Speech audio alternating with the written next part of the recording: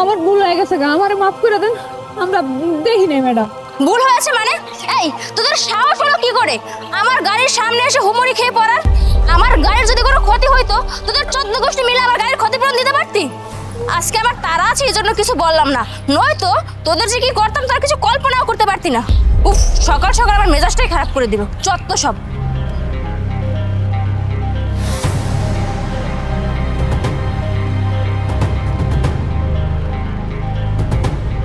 এই যে শুনেন ম্যাডাম, একদিন আমগো গাড়ি হইব, আর সেই দিন আমরা আপনার মতো গাড়ি লয়ে ফুটানি করবো না।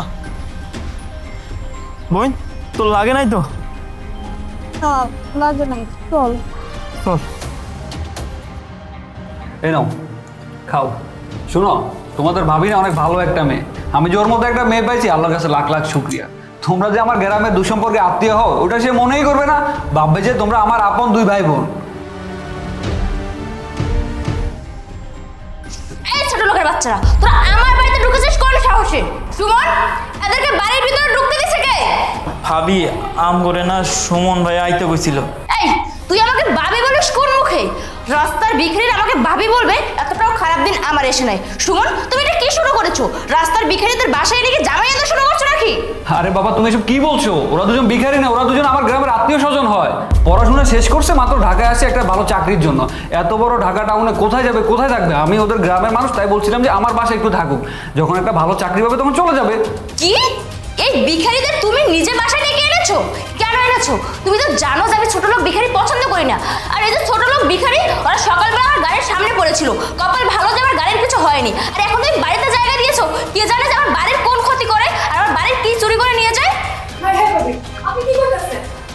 আমরা শোন না, ঢাকা শহরে আইসি, কয়দিন থাকুন, চাকরি হয়ে গেলেই চলে যাবো আমরা। ফকিনির বাচ্চা, চুপ কর। তোর কি মনে হয় তোদের মতো ফকিনির বাচ্চা আমি টাকা খরচ করবো? বের হ আমার বাসা থেকে। ভাবি, আপনি আমার বোনটা থাপ্পড় মারা কাজটা কিন্তু একদম ঠিক করেন নাই। আমরা চলে যাইতেছি। চুপ কর, একদম চুপ কর, যা আমার বাসা থেকে বের হ।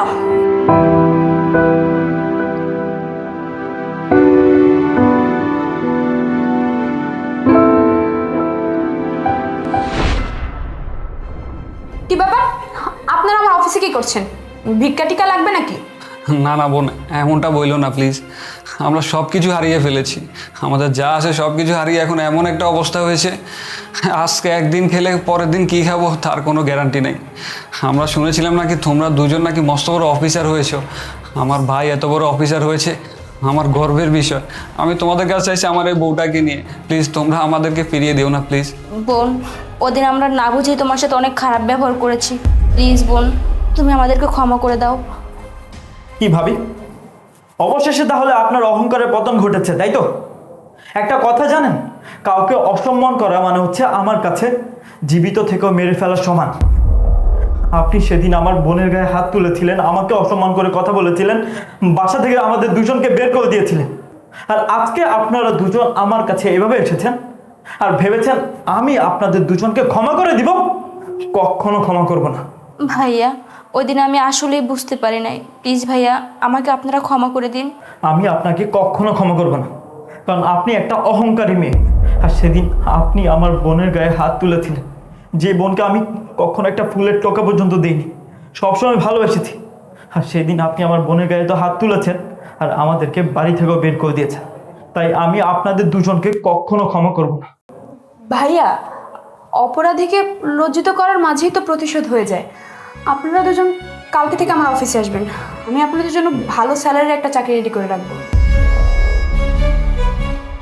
ধন্যবাদ বোন, অনেক ধন্যবাদ। কালকে সকাল সকালে আমরা অফিসে চলে আসবো।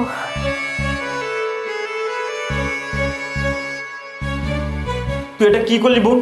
যেই মহিলা আমাদেরকে অপমান করে বাসা থেকে বের করে দিয়েছে, তোর গায়ে হাত তুলেছে, তাদেরকে তুই ক্ষমা করে দিয়েছিস?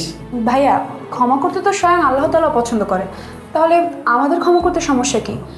আর আমরা যদি অহংকার করতাম তাহলে সৃষ্টিকর্তা আমাদের এই পর্যায়ে আনতো না। অহংকার করে নেবে, তাই সৃষ্টিকর্তা আমাদের আজ এই পর্যন্ত এনেছে।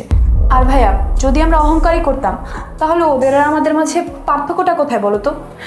সত্যি বোন, তোর মতো বোন পেয়ে আমি অনেক গর্বিত। আচ্ছা, অনেক হয়েছে, এখন চলো লাঞ্চটা করে ফেলি। আচ্ছা ঠিক আছে, চল।